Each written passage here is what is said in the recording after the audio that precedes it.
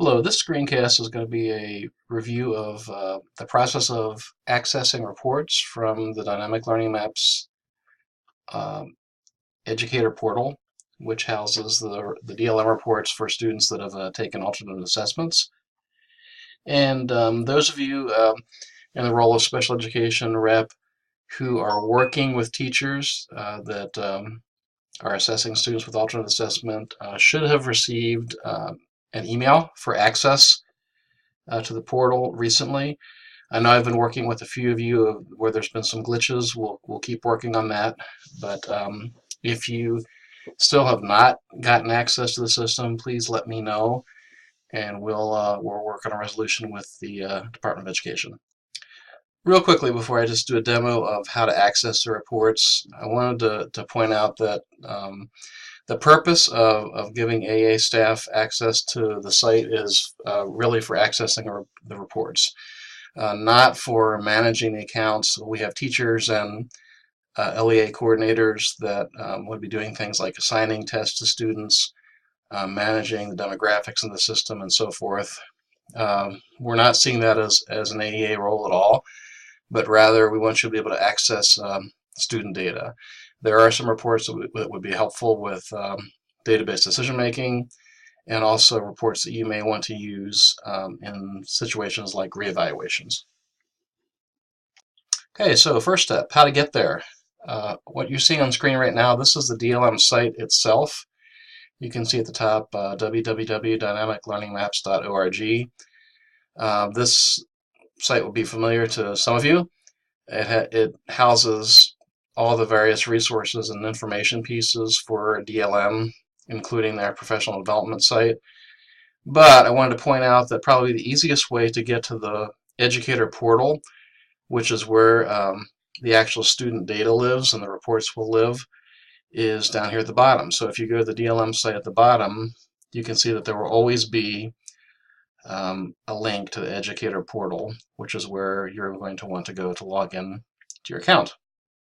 So clicking on that portal link, you come to a screen like this just for login.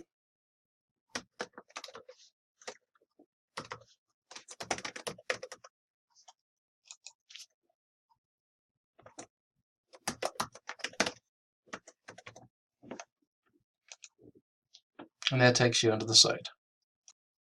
So I'm now in the educator portal. You can see it has the word kite up here, but this is the place where various activities happen when teachers are assigning testlets to students for alternate assessment.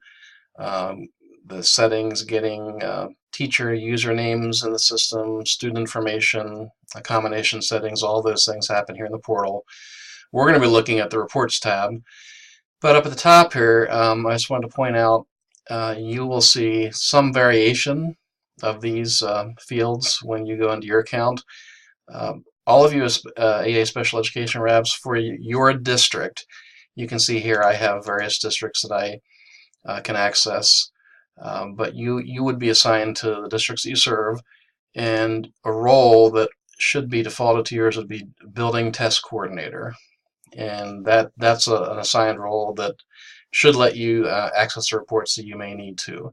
So I wanted to notice that, and then rather than a drop down here, you would just see the building or buildings where you're working as choices to log in. So once you would log in, you would go to the Reports tab, and you're going to see a screen that looks like this. And let's just do a quick walkthrough of what information you're going to see here.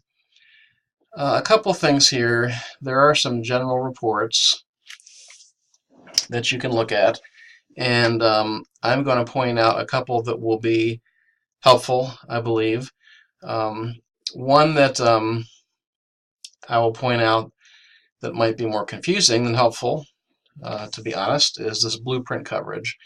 I won't even go there right now. This has been a source of confusion for teachers because it gives an indication of whether or not the essential elements on a blueprint are covered. So teachers have accidentally gone there. The problem is that that's referring to the general DLM blueprint, Many states are using this testing system in different ways. Iowa has a specific blueprint, meaning specific essential elements that they are required to assess for students at different grades. This report does not correlate with that. So there's been some confusions there, and we've been trying to direct teachers to make sure that they refer to the Iowa blueprint, which is a document that they have where they can reference what they need to assign and administer in terms of the essential elements, and they can record that. So I'm actually encouraging you and teachers to kind of not access this report. However, the student progress report is one that is going to be helpful. When I click on the student progress tab, I'll get several choices here where I'm going to pick district, school, and subject area. I'll kind of gloss over that because I'm not wanting to show any student-specific information. But for your building or buildings that are assigned, you'd be able to navigate picking your district, school, and subject that you want to look at. So now I've gone into the system, and as I just showed you, I would have navigated through the district, school, and subject, and so I've actually pulled up a student-specific report here under English Language Arts. You can see I've cropped off the identifying information, but this is the format of the student progress report, and this is actually a live report that would be modified as activity happens with testing. So what you can see here for this particular student that I just happened to pick, you can see some of the essential elements that have been actually, in this case, administered. And so I can scroll down here. There's actually a key at the bottom. Different colors mean different things. If I was seeing things shaded in the light green, that means they're planned. So that means that teachers would have assigned a testlet during the testing season that they are going to assess. That is a model of the instructionally embedded assessment that's used in the fall and the winter. Teachers assign testlets that align with certain essential elements. They provide instruction on that during the period, and then they assess at the end. And again, they're picking essential elements that align with the Iowa blueprint. So if I saw green in here, that would mean that it's planned but not yet given. But you can see the color coding here.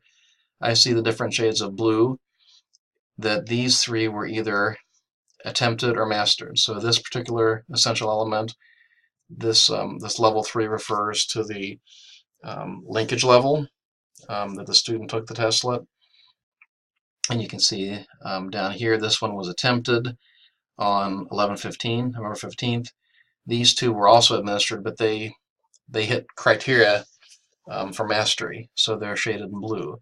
So when I look at this report, I can see what has been assigned, what has been planned, and what has been given. So one question that teachers will sometimes ask is, if they're not familiar with these reports, they would say, I forgot what I planned, I forgot what I have given even. So they can go in here and they can see the activities. So again, this would and this will change as we get through the fall and winter periods. So, and it'll keep building. So when different testlets are assigned for winter, first they'll show up as green, as being planned, and then once they're administered, the color coding will change. And so this is a progress report that shows testing activity during a certain season. So again, that report that I just looked at was a student progress report. So you should be able to go in, along with teachers, of course, and get a sense of what's planned for administration and what has been given, and it even gives you that initial information on whether or not the student hit the mastery level on a particular testlet. There is a class roster report that shows similar information, just with kind of in a column format with multiple students. So teachers that have a number of students might use that.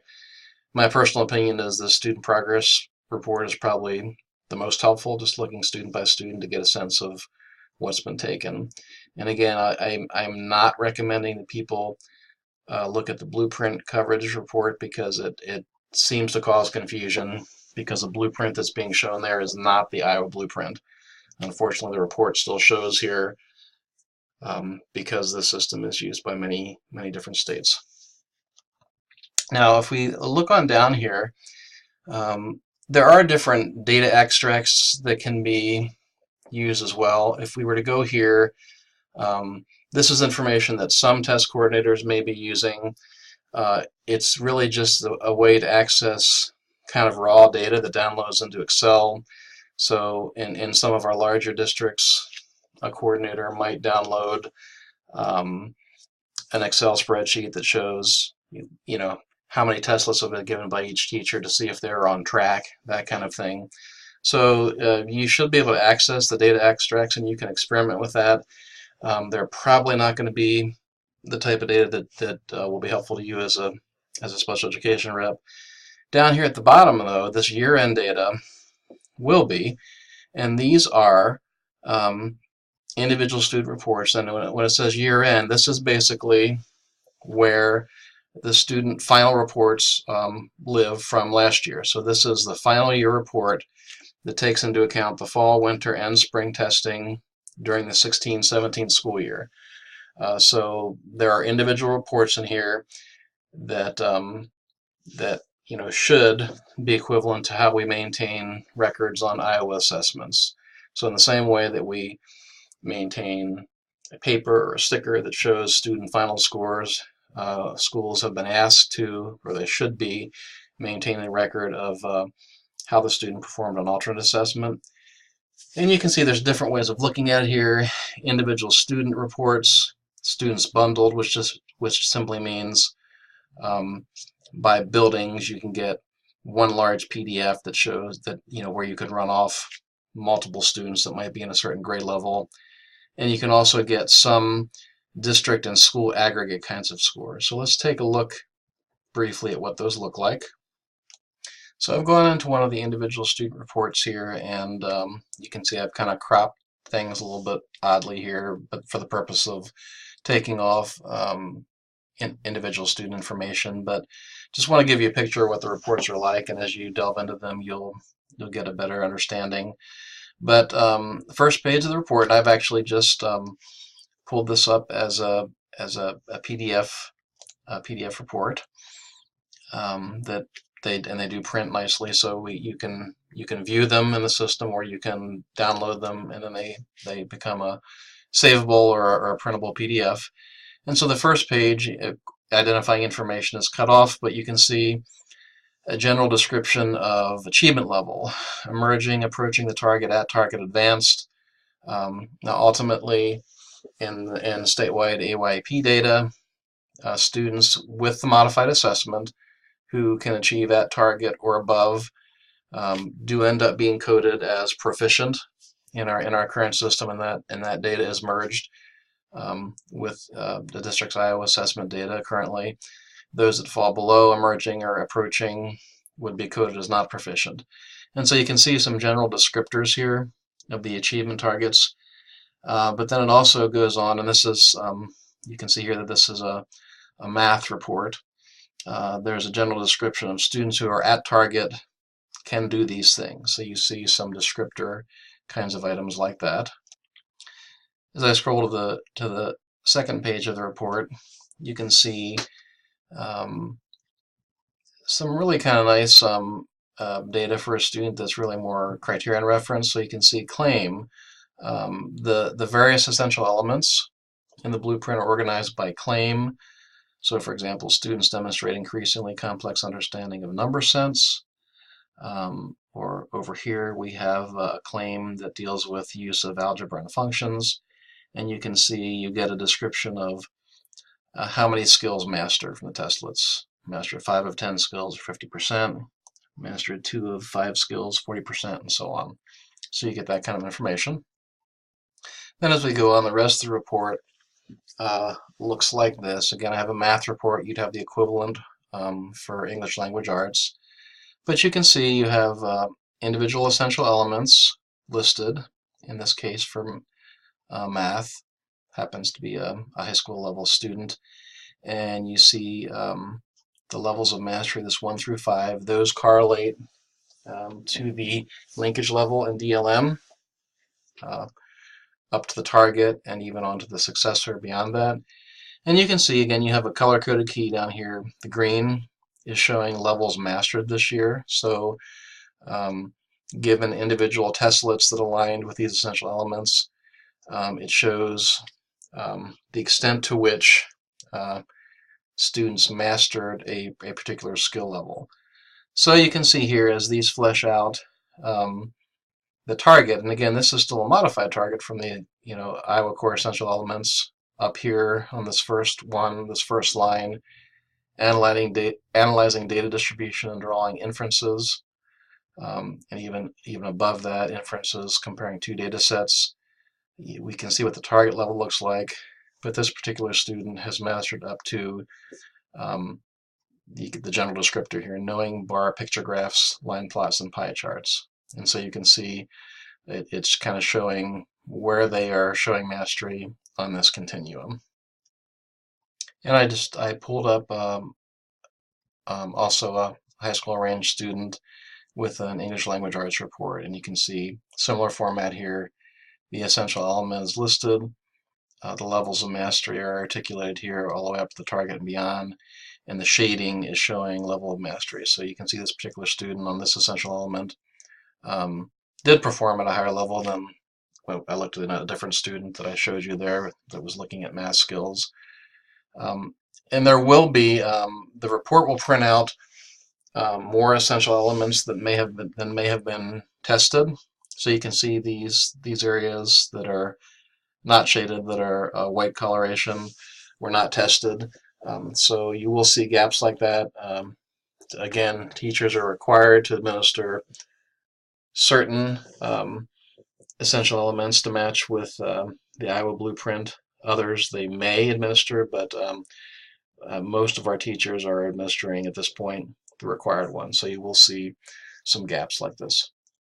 And then lastly, you'll see amongst the year-end reports here, you'll see some aggregate ones: district aggregate, school aggregate, bundled, meaning multiple school buildings, and even by class. And these probably have more meaning for larger systems where a larger number of students are participating in alternate assessment. But they are actually going to, I won't pull one up because it would have individual student information, but it would essentially show a listing of students by grade and show whether, what mastery level they met overall on the assessment that I showed you kind of on that green bar graph. On the individual reports, it would show that. Were they approaching mastery, those kinds of descriptors are available in the aggregate reports. I appreciate those of you listening. This was again just intended to be a review of how you could access these alternate assessment reports.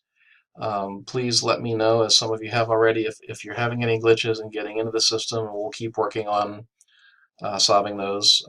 I'll work on solving those with my Department of Education contact.